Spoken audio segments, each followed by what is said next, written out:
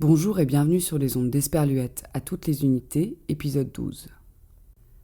Je sais pas quel genre d'adolescent vous étiez, plutôt ceux tout lisses, qui ont pas de boutons, qui ont les bonnes fringues, les bonnes répliques au bon moment, ou les autres, mal fagotés, les pieds qui ont poussé avant le reste, la mèche qui pendouille mais pas là où il faut, et qui bredouillent leurs blagues qui tombent à l'eau.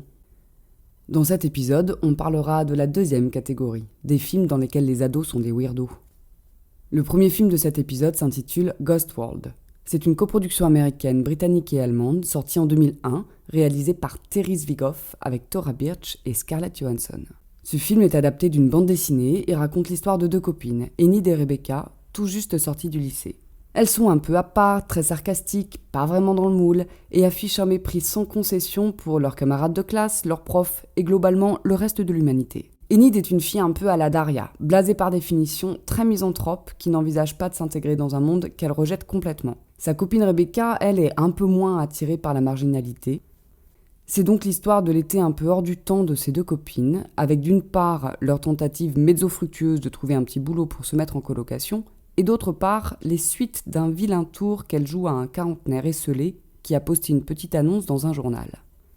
C'est un beau film à la fois drôle et mélancolique sur les choix qu'on fait, la personne qu'on décide d'être et les conséquences que cela a dans le concret de l'existence.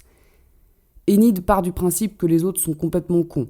C'est pas exactement qu'elle a tort, mais du coup, elle s'enferme dans sa propre personnalité en faisant ça et sabote complètement le destin qu'elle aurait pu avoir. Tandis que Rebecca, qui en fait n'en pense pas moins, réussit à naviguer avec plus de souplesse. Petite cerise sur la choucroute, la bande originale est formidable et peut largement s'écouter comme un album à part entière.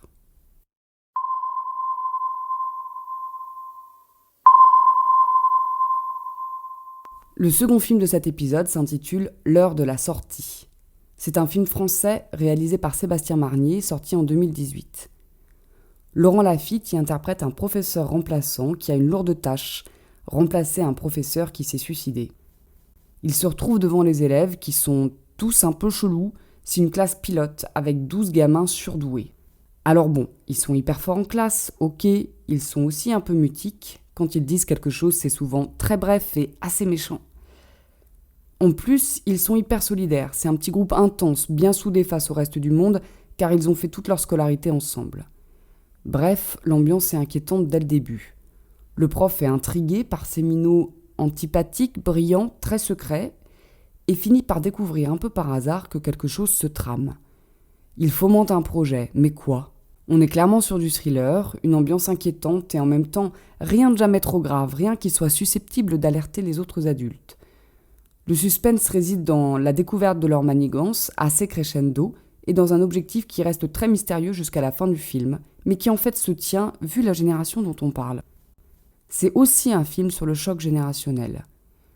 J'ai presque envie de dire que pour une fois, ce film sur l'école, la relation prof-élève, l'effet de groupe aussi, une classe qui est presque un personnage à part entière, est assez crédible, ni pétri de bons sentiments, ni caricatural.